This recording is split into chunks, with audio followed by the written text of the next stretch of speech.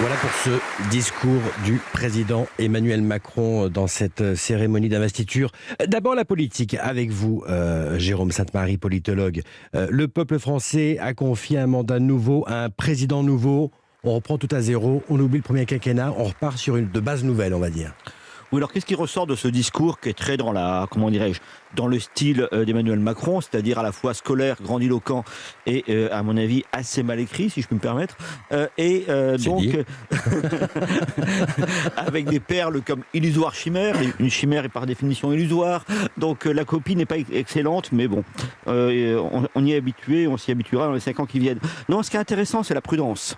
C'est la prudence du président de la République qui, de fait, a tous les pouvoirs et qui, cependant, manifeste le souci d'éviter l'arrogance et qui semble, par ailleurs, très inquiet par rapport à la réaction de la société pour son prochain mandat. Donc là, on a effectivement un discours à la fois grandiloquent, mais fondamentalement très, très prudent. Benjamin Morel, universitaire, maître de conférence en droit public à l'université Panthéon-Assas. Je me sens redevable, cette confiance fragile. Je n'aurai qu'une boussole, les Français. Là encore, en effet, ce que disait à l'instant Jérôme Sainte-Marie, tranquillité, humilité pour ce deuxième mandat. Oui, on retrouve des éléments de langage qu'on voit présents en fait depuis le second tour. C'est-à-dire qu'on a un président de la République qui aujourd'hui, qui plus est en pleine législative, est conscient qu'il commence son nouveau mandat dans une situation de fragilité. C'est le premier président après De Gaulle à avoir été réélu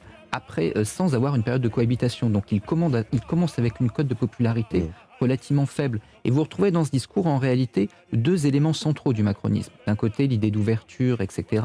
Et de l'autre le côté avec l'anaphore qu'il utilise, l'action.